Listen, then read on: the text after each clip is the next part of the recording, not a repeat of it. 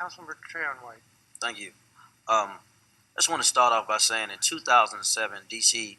went under the mayoral control of the schools, and we were told as the District of Columbia's residents that in 5 years there will be an evaluation about where we are under the new mayoral control. It's now 2019, and that has never happened. We spent millions of dollars on studies, on research about this and about that, and most of the things we already knew. I had a lot of reserve when it came to Dr. Ferebee, partly because I feel like we've been here before. We tried this, and we've been here before, had this conversation, tried that, and it's kind of one of those things when you get someone new all the time, you kind of like, here we go again. But in all fairness to Dr. Ferebee, I expressed some of my immediate concerns around teacher retention, around community-based support in schools, because I don't believe that in a lot of our schools, especially east of the Anacostia River, we don't have a lot of teachers with the cultural competencies to address the issues of our schools, which hence led to the high suspension rates. We have a lot of great principals and teachers in our school, especially amongst the middle schools in my ward. In fact, we had a meeting last Thursday. I know Councilmember Silverman and Councilmember Grosso attended last week, in which they expressed a lot of concerns. One was about public safety and the culture in the school. So I talked to Dr. Ferebee. I met with him yesterday about some of the critical needs facing our students and community that was expressed to me by residents in the District of Columbia.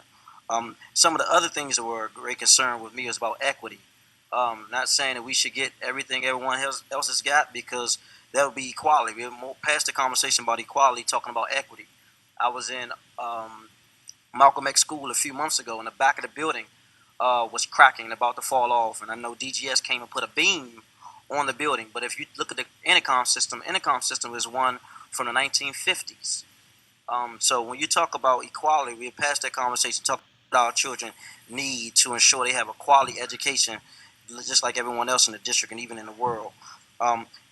In my conversation with Dr. Ferebee yesterday, I had a lot of reserves going in about career and technical education programs. We have a few programs in a few of our schools in which DCPS likes to speak highly of, but when I go there, I see students just taking the class, not really getting any certifications. We had a police program, cadet program at Anacostia, and out of the time we had the program, one person went into the cadet program for many different reasons.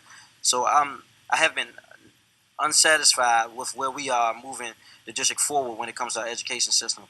In my conversation with Dr. Ferebee yesterday, he gave me a lot of assurance on things I had great concerns about, hearing from the community that I felt strong about, more about more teachers of color inside of our schools.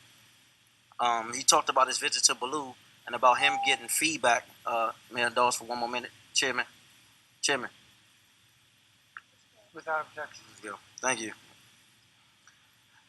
So I felt some positive reassurances by Dr. Ferebee yesterday. I felt like he had a good reference point in speaking to some of the things I've expressed, and since we voted present in the last committee hearing meeting, and so I'm hopeful.